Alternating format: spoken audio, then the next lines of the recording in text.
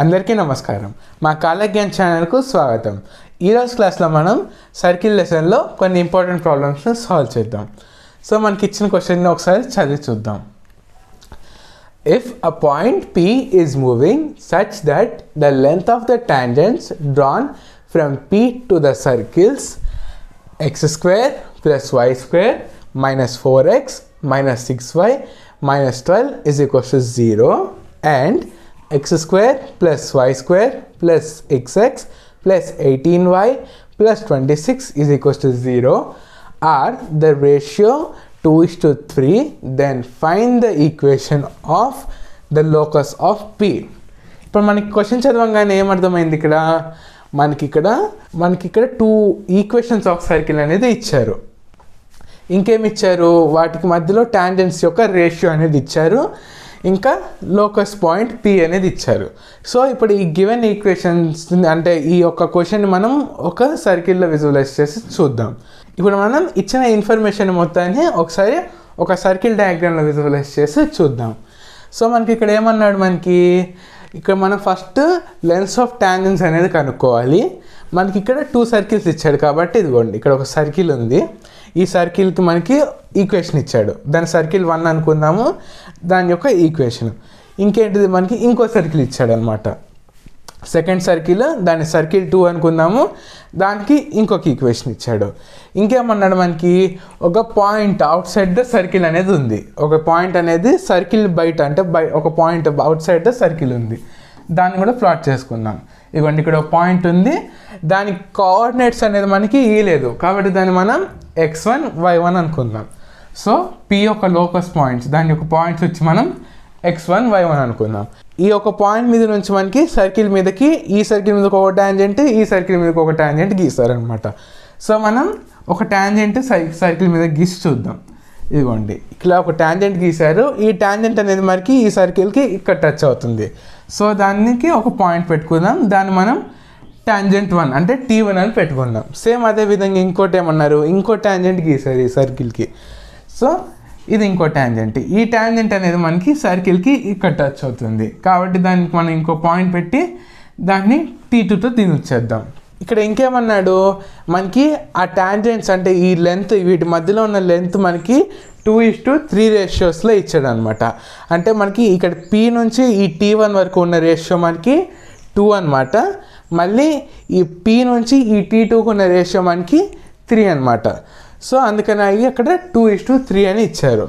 So మనకి the lens of tangents are in the ratio 2:3. ఆ tangents యొక్క ratio మనకి 2:3 రేషియోలో ఉంది. అంటే ఇక్కడ మనం చూసుకున్నట్లయితే ఇక్కడ మనం T1P/T2P ఎందుకు రాసామంటే మనకి ఇక్కడ దే ఆర్ ఇన్ రేషియో అని ఇచ్చాడు, అందుకని మనం T1P/T2P అని రాసుకున్నాం. T1P/T2P వాల్యూ ఎంత ఇచ్చాడు, మనకి వాటి యొక్క రేషియో మనకి 2:3 ఇచ్చాడు, అంటే 2/3. ఇప్పుడు మనం వీటిని క్రాస్ మల్టిప్లై చేస్తాం అనమాట. క్రాస్ మల్టిప్లై చేస్తే మనకి 3 × T1P = 2 × T2P వస్తుందన్నమాట. సో మనం ఇక్కడ ఏం కనుక్కోవాలి, ఫస్ట్ టాంజెంట్ యొక్క లెంత్ అనేది కనుక్కోవాలి వీటి మధ్యలో. అంటే ఇక్కడ ఈ టాంజెంట్ యొక్క లెంత్ ఉంది కదా, దాన్ని కనుక్కోవాలి. So length of the tangent formula వచ్చేసి ఏంటిది, మనకి x1² + y1² + 2gx1 + 2fy1 + c అనమాట. ఇక్కడ మనలో చాలామంది ఇక్కడ చూసుకున్నట్లయితే ఇక్కడ g ఇంకా f వాల్యూ ఉన్నాయి. మనలో చాలామంది ఆ g ఇంకా f వాల్యూ చూడంగానే మనలో అందరం ఏమనుకుంటాం, ఇక్కడ g ఇంకా f వాల్యూ కనుక్కోవాలనుకుంటాం. కానీ ఇక్కడ ఇట్లాంటి వాటిల్లో మనకి g ఇంకా f వాల్యూ కనుక్కోవాల్సిన అవసరం లేదు. ఇక్కడ సింప్లీ మనకి ఇక్కడ ఈ లోకస్, ఈ పాయింట్ అనేవి ఉన్నాయి కదా x1 y1, వీటి యొక్క కోఆర్డినేట్స్ని మనం సింప్లీ తీసుకెళ్ళి ఈ జనరల్ ఈక్వేషన్ అంటే సర్కిల్ యొక్క ఈక్వేషన్ ఏదైతే ఇచ్చాడో ఆ ఈక్వేషన్లో సబ్స్టిట్యూట్ చేస్తే చాలు. ఏం చేయాలి, ఈ P యొక్క కోఆర్డినేట్స్ ఏదైతే ఉన్నాయో ఆ కోఆర్డినేట్స్ వాల్యూని తీసుకెళ్ళి ఈ సర్కిల్ యొక్క ఈక్వేషన్ వేస్తే సరిపోతాయి. మనకి ఇక్కడ 2 సర్కిల్ ఈక్వేషన్స్ ఇచ్చాడు కాబట్టి మనం ఫస్ట్ ఈ యొక్క లెంత్ కనుక్కోవాలంటే ఈ యొక్క కోఆర్డినేట్స్ తీసుకెళ్ళి ఫస్ట్ సర్కిల్లో ఏదైతే ఈక్వేషన్ ఇచ్చాడో ఆ ఈక్వేషన్లో సబ్స్టిట్యూట్ చేయాలి. అదేవిధంగా మనం ఇప్పుడు ఈ లెంత్ కనుక్కోవాలంటే సేమ్ అదే కోఆర్డినేట్స్ని మనం సెకండ్ ఈక్వేషన్, ఈ సర్కిల్ యొక్క సెకండ్ ఈక్వేషన్ ఉంది కదా, దాంట్లో వేస్తే అప్పుడు దీని లెంత్ ఉంటుంది.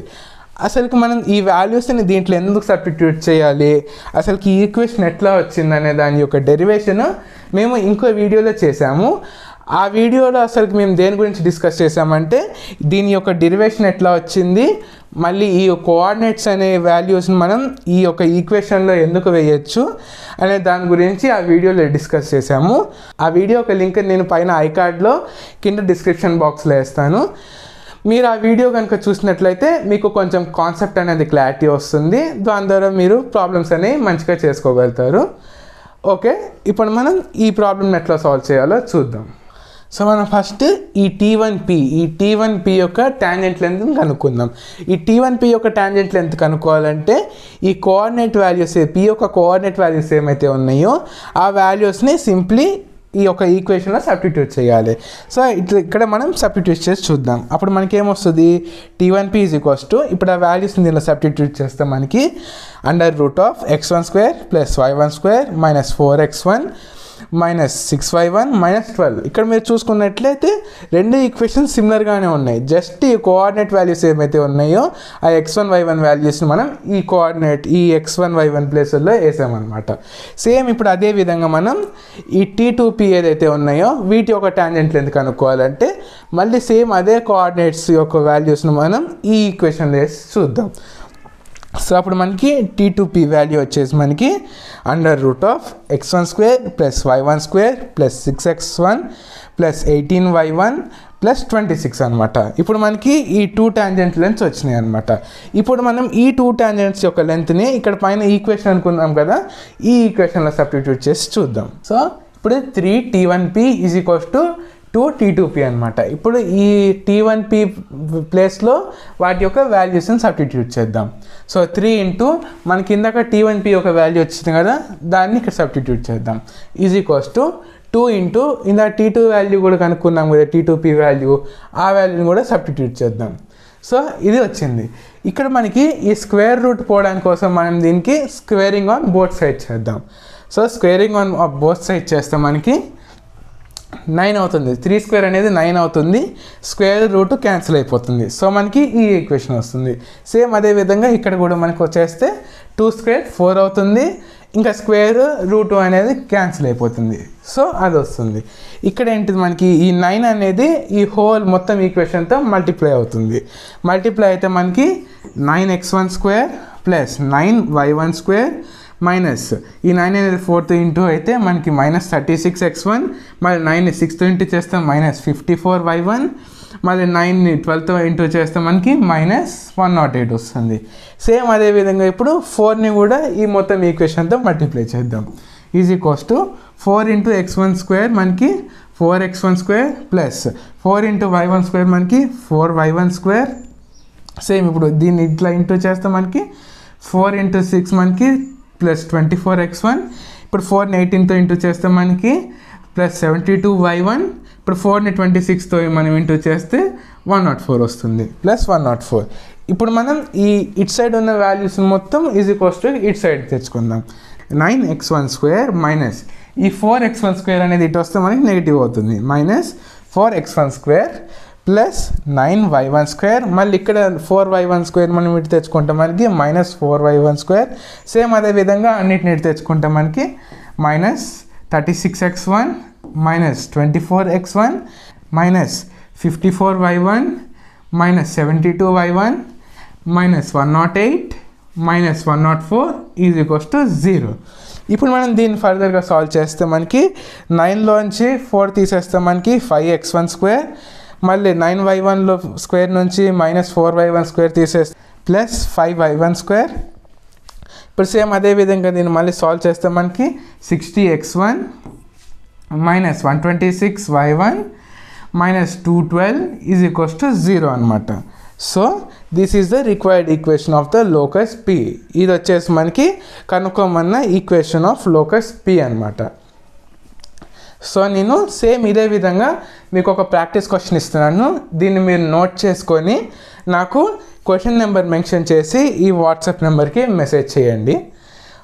మా వీడియో కనుక మీకు నచ్చినట్లయితే సబ్స్క్రైబ్ చేసి లైక్ చేసి షేర్ చేయండి. మీరు షేర్ చేసి సబ్స్క్రైబ్ చేస్తే నాకు అదొక మోటివేషన్ లాగా ఉంటుంది. మీరు కనుక నాకు మోటివేషన్ ఇస్తే నాకు ఇంకొన్ని వీడియోస్ చేయడానికి నేను మోటివేట్ అయ్యి మరిన్ని వీడియోస్ ఇంకా మంచిగా చేసి అప్లోడ్ చేస్తాను.